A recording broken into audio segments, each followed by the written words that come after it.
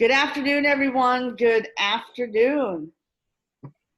From Saratoga Springs, New York, and this is, this is my podcast. Let's break the silence and take your life back. And I have with me today a very lovely lady who I met on the internet. This is the power of the internet. Her name is Kia Baker.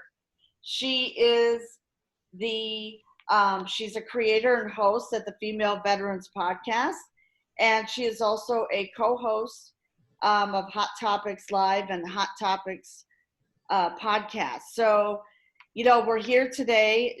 Kia is going to share some golden nuggets with you all. We're going to have like a coffee and conversation here today, which I'm really, really, really, really looking forward to. So, we're going to talk about, like the patterns of behavior in an abusive relationship.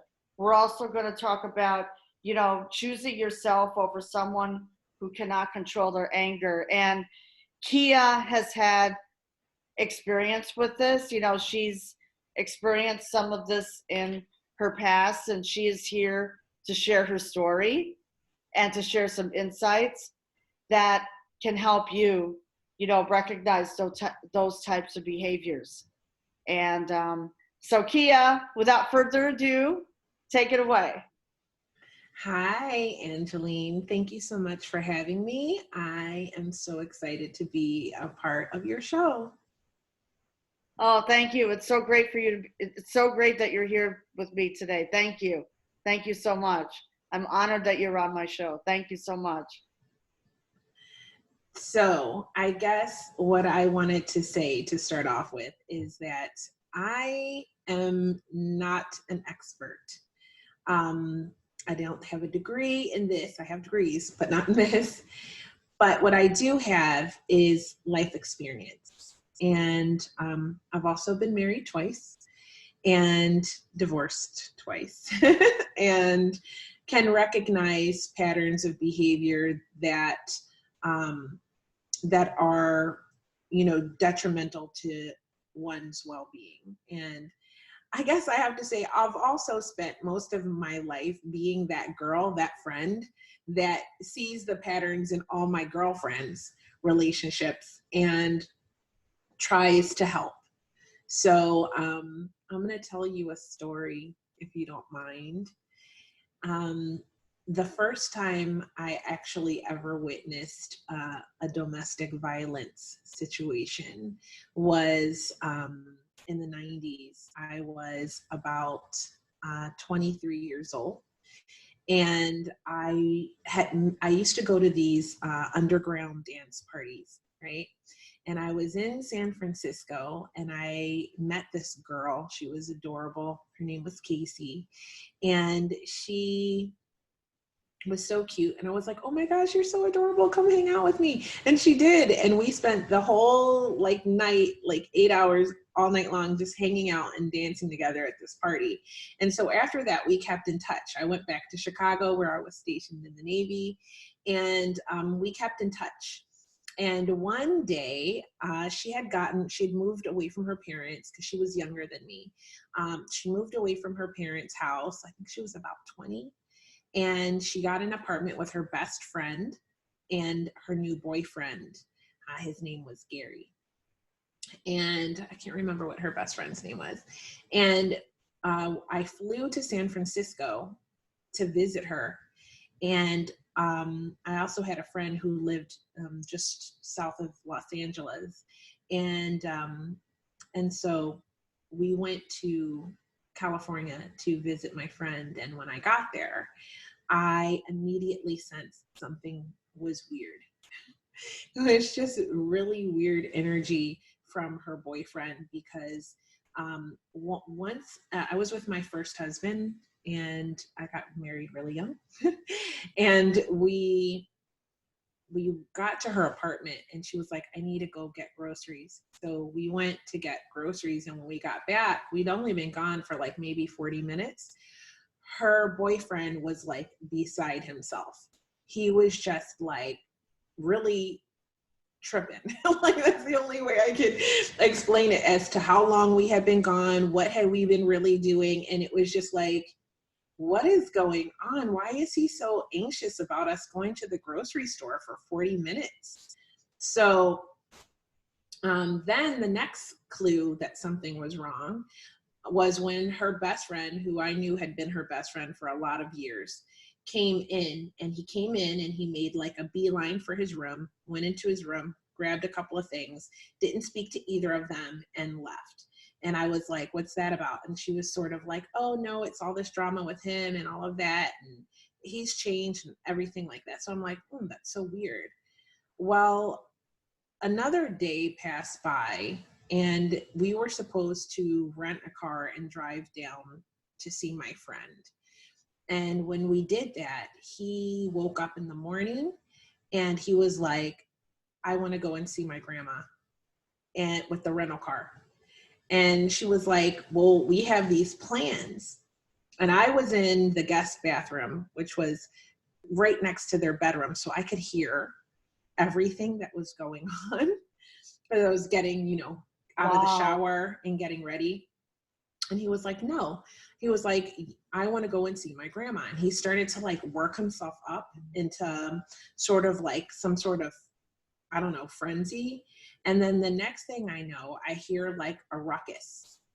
And I then hear, I hear like hushed voices, but a ruckus. And I'm thinking to myself, what is going on in there? Something's not right. Something's wrong. And then I hear him bring her into the bathroom, which is on the other side of the wall where I was. And if memory serves me correctly, it sounded like someone was getting hit with a belt. Oh my goodness. And I was like, what is really going on? And I heard muffled whimpering and crying. And I was like, what do I do? What do I do? I have to like go break this up. And I'm like naked and trying to get my clothes on really quick. And so I come out and I knock on the door, and she comes to the door and she's like kind of fixing her face up, and she's like, I'll be right out in a minute. And I was like, okay. And I sort of just like was in shock, and I didn't understand what had just happened. And I noticed that when she came out of the room a couple minutes later, she had bruises on her arm. And I was like, Casey, what is going on here? Like, this is not okay. We need to go right now. We need to leave. And so we left out of the apartment. That's good.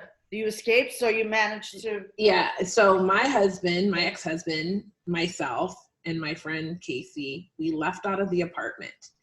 And so I didn't really know where I was. There was like no cell phones back then. There was no MapQuest. We had taken a taxi to her apartment. So I really didn't know by heart her address or the area that we were living in or staying in. And I know that downstairs she had some neighbors, and their patio door was open. And shortly after we walked down the steps to go, because I'm like, we're leaving right now, we're getting out of here, he came flying out of the apartment. He was a very short guy and apparently had been a gymnast. He ran down the steps on about almost to the bottom of the steps. He turned and did like some flips through the air, like legitimate like flips, gymnast style. I don't know, back handsprings or something like that. Back flips of some sort across the grass to the car where we were getting into the vehicle because we were like fleeing. Grabbed her in a headlock and drug her back upstairs into the apartment. And I was like in shock because I was getting into the passenger seat. I was like in shock. They slammed the door, and all of a sudden, all you could hear was like banging, like someone was getting thrown around. And I ran to the neighbors, and I asked them, please call the cops, please call 911. I don't know where I am. I don't have please call 911 and tell them to come. And so they were just sort of looking at me. I know they could hear it was happening right above them, but they just looked at me like I was crazy. And so my husband started up, he was in shock too. And then he started up to go up the steps. But by the time he got about halfway up the steps, she came out of the apartment. She came running down the steps. They turned, we got into the car, and we drove away. So the thing about that story, we went to my friend's house. We drove down past LA and we went to my friend's place, my other friend's apartment. And we had plans to spend the night there. And that night was like a horrible night because I spent a lot of the night freaking out about what I had just witnessed, right? And my friend Casey, by the time we got to my other friend's apartment, was completely calm and over it. So I couldn't even really discuss it with her because she was like, oh, you know what, Kia, he just overreacts. He was just overreacting. And I was like, what are you talking about? That was highly insane and abusive. Oh, and she yeah. was like, no kidding. Yeah, right? And she was like, no, he just overreacts. So for the next 24 hours, I tried to convince her that that was not overreacting and that she was in an abusive situation and that she should leave him. And she insisted that he was just overreacting. So when we got back to her apartment, we were unwelcome. So he made it very clear that he did not want us there for about 24 hours. And we still had like 3 days left of our trip.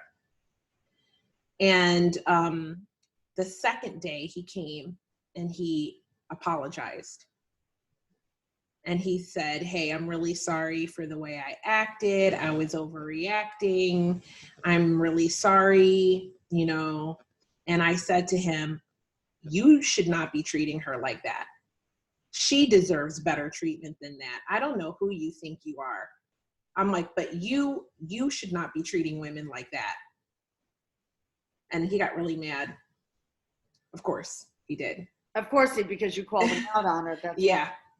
He got really mad and left the room. And she did not. She went with him and she did not speak to me for the rest of the night.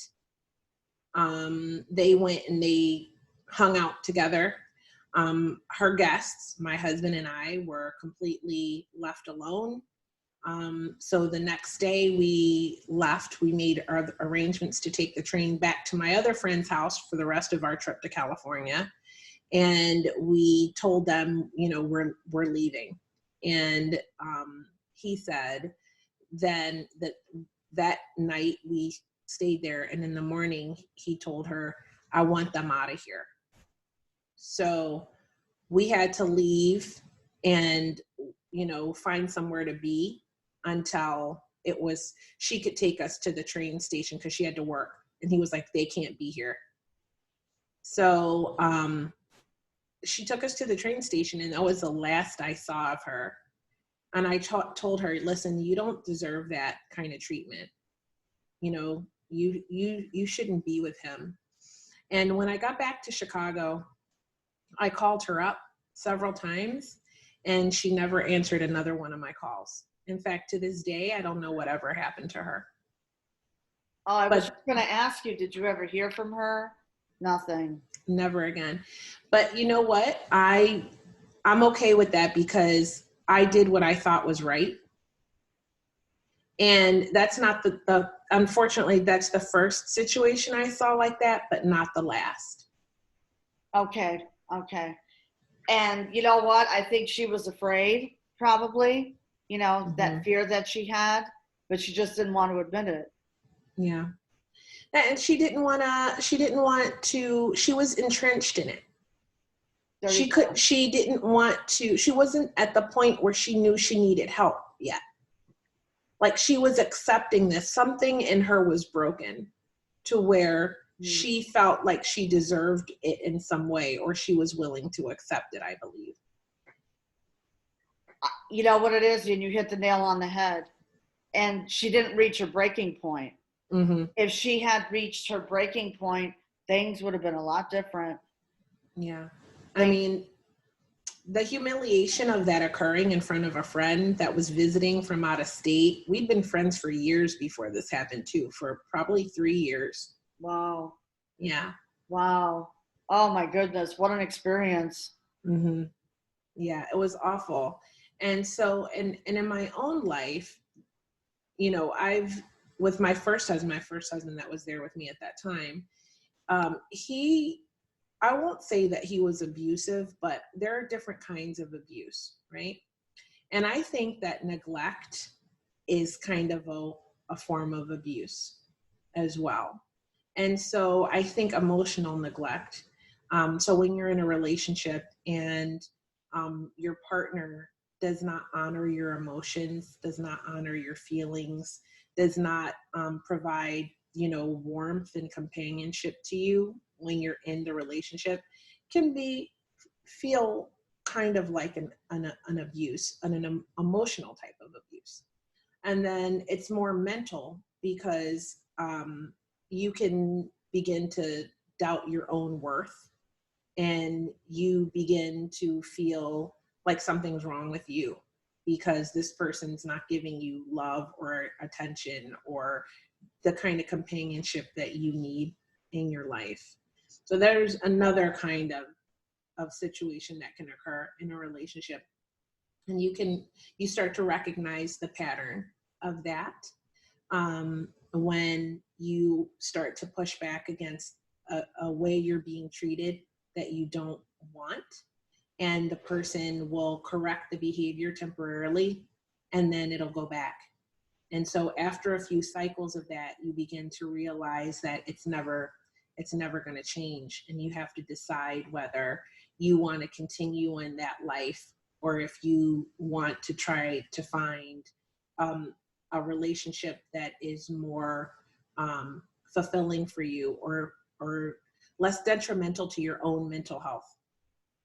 You know, some people aren't really lovey-dovey people, and that's fine. If you connect with a person like that, it works, right? Maybe you show love and you receive love in a similar way that's compatible. That's fine. But for me, that doesn't work.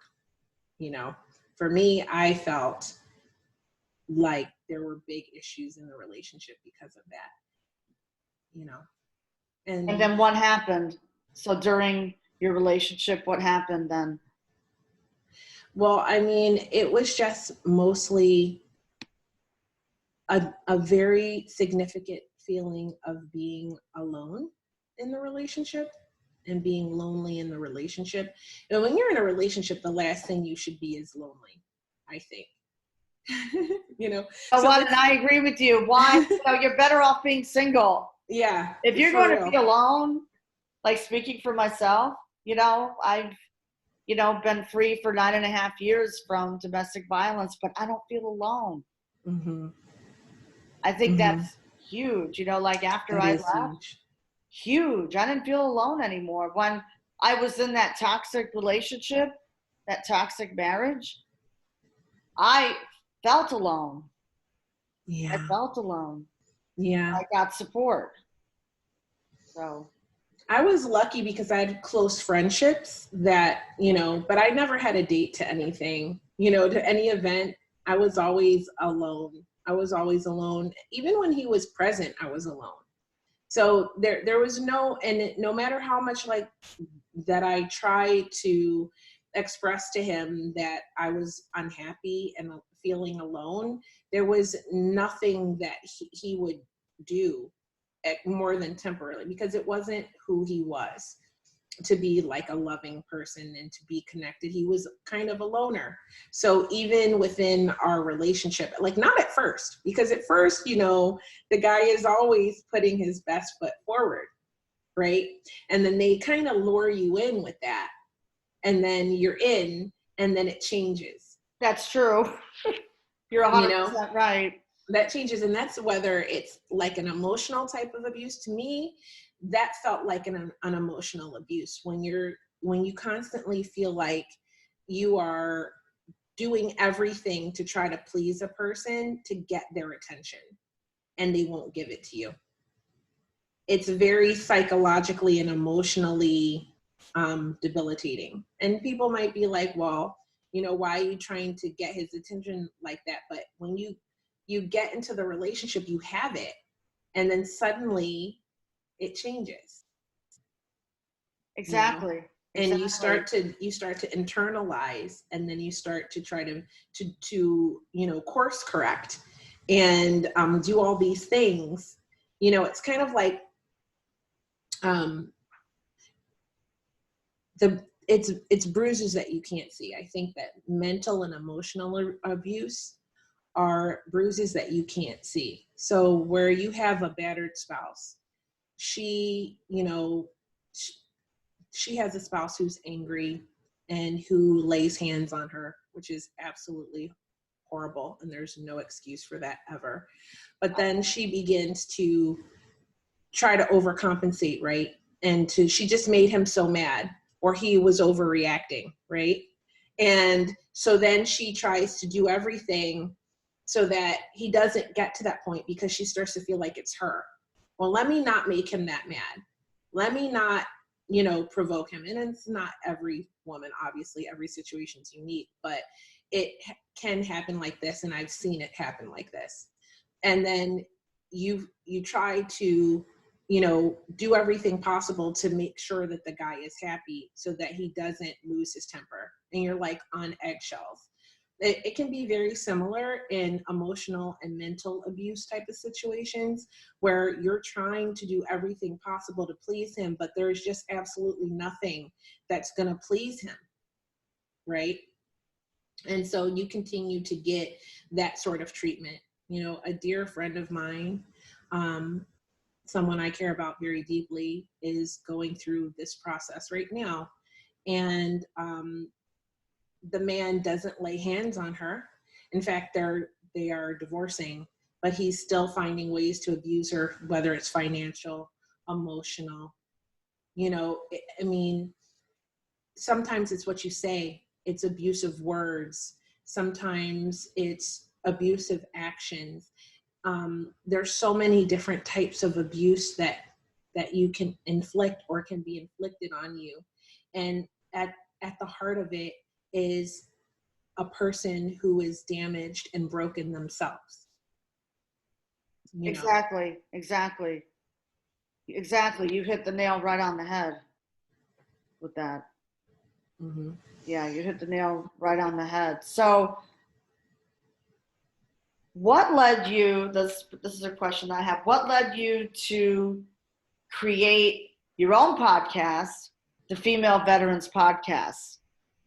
So what events led up to that? Because that's Well, pretty inspirational to me.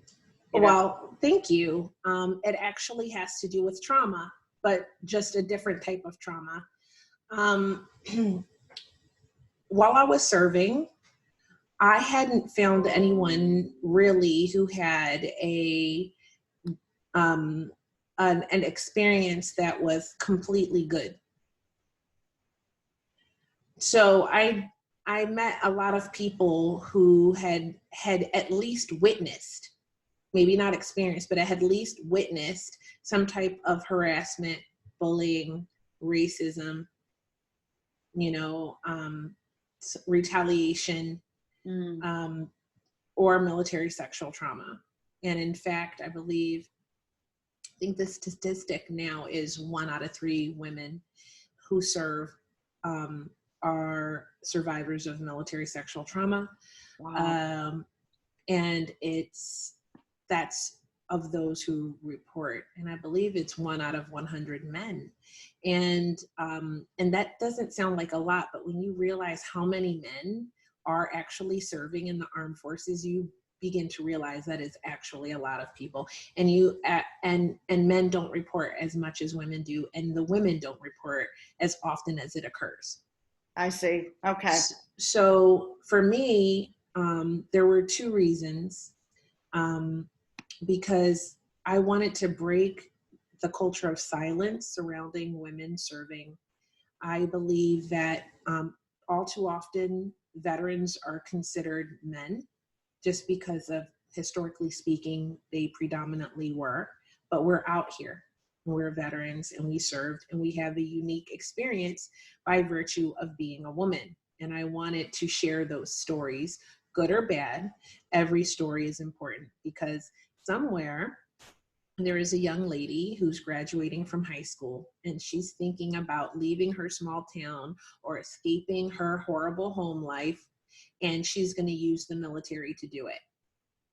And she should be aware of what the potential outcomes of that experience could be, good or bad, and make an educated decision. There you go. There you go. That's it. That's it. Mm-hmm. You know, like with my podcast, you know, recognizing the signals and breaking that silence, because especially for women, Mm-hmm. it's, in my view, shoved under the carpet. Absolutely.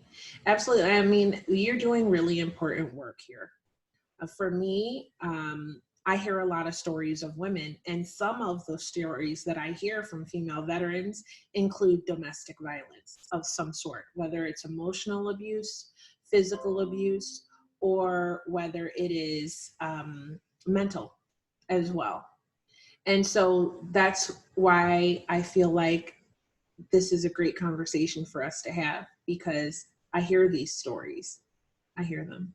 Exactly. This is a great conversation to have, and we're bringing this issue out in the open, Mm-hmm. you know, for our listeners, you know, that there is abuse. It's out Mm-hmm. there. In fact, my third season is beginning this very week, at the end of the week. I just published my season 2 finale, and in the third season, I have a beautiful veteran female named Jessica. And when I reached out to her, she was at the end of an abusive relationship. And so that episode is largely about her transition out of the military and landing in an abusive relationship and her advice for women on how to get out of it. And it's a very moving episode. And I mean, she was really in a crisis even when we did the interview, and she was brave and open and candid and shared. And so that's coming up in season 3. Standing ovation. Standing ovation. So where can listeners find you? Where can they find your podcast? Well, my podcast is on 8 different platforms, so pretty much anywhere you want to hear it. But I find that most of my listeners tune in at iTunes or Spotify, and Google Podcasts, Overcast, Radio Public. There's tons of them, but those are the main 2 that I think people listen to the most. Okay. All right. Perfect. You know, I would want to listen to that episode. Mm-hmm. I'll send you a link. Yes, please send me a link. Okay. So about Hot Topics Live, tell us about Hot Topics, the podcast and the live. Well, okay. So Hot Topics Live is a live stream, kind of like a talk show almost. It is my co-host and I, we meet and we talk a bit, and then we have a guest and we talk about a specific topic of interest. And our guest is the expert. And so we get to ask questions and find out information, and we share a little bit about ourselves or some of our experiences. And hopefully we send out a good message and put good energy out into the world for the people who are watching. And you can watch that on our Hot Topics Live Facebook page. It streams right to the page. And that's on Thursdays at 9 p.m. Eastern Standard Time. And then you can catch the replays, or if you have no time to watch that, we then take the audio from that and publish it as a podcast. So you can listen to it at your leisure on Hot Topics, the podcast. That's awesome. This is great. Yes. I am so excited that I am so excited and honored that you were my guest today on today's episode. Yes. Thank you for having me. Oh, listen, my pleasure, Kia. So, listeners, I hope that you got some golden nuggets and value. And maybe there's something that you learned from this from this conversation that we had today. And, I would love for you to share the podcast out with, someone who needs help.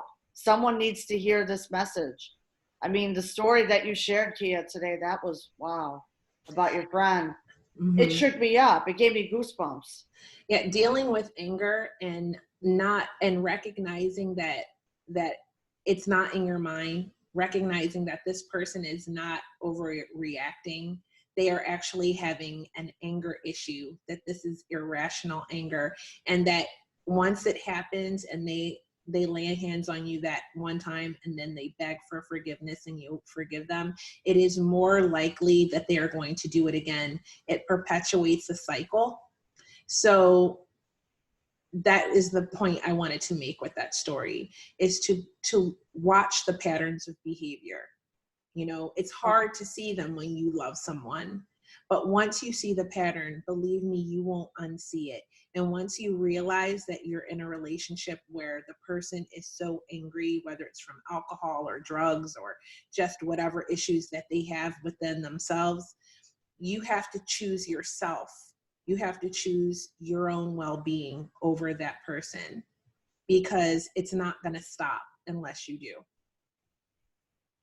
Exactly. And I totally agree with you. Totally agree with you 100%. Absolutely. So look for the signs, be aware. And I commend Kia for stepping in, to help her girlfriend. And now, I will certainly say a prayer for her. I always do. I don't know where she is, but I hope she's alive and well and in a much better, loving, respectful relationship that's healthy. Exactly. Because things change. So anyways, Kia, thank you so much for being here today on my podcast. I'm just really happy and thrilled and honored that you were my guest. So listeners, just look for us, look for Let's Break the Silence on Spotify and on iTunes. And I look forward to the next episode. So Kia, thank you so much for taking the time out of your busy schedule, because I know you're busy, with London Real and everything. So, very thrilled to have you here. So have a great, any closing words, Kia? That was my well, I want to say thank you so much for having me, and thank you to the listeners for giving me the opportunity to share with you that story that I've carried close to my heart for so many years, and hopefully sharing it will help at least one person, and I will have done my job and done the right thing, I hope. And if you are inspired to listen to anything else I do, the Female Veterans Podcast is not just for female veterans. All women should know what we go through as women in the military. The stories are real and candid, and these women are amazing. So they're heroes. They're real life heroes. And so follow me on Instagram at the Female Veterans Podcast, on Twitter at FemVet Podcast, and check out Hot Topics Live or Hot Topics the podcast. And thank you so much. Oh, you're welcome, Kia. You're welcome, Kia. Thank you so much. Thank you so much, listeners, and have a blessed day.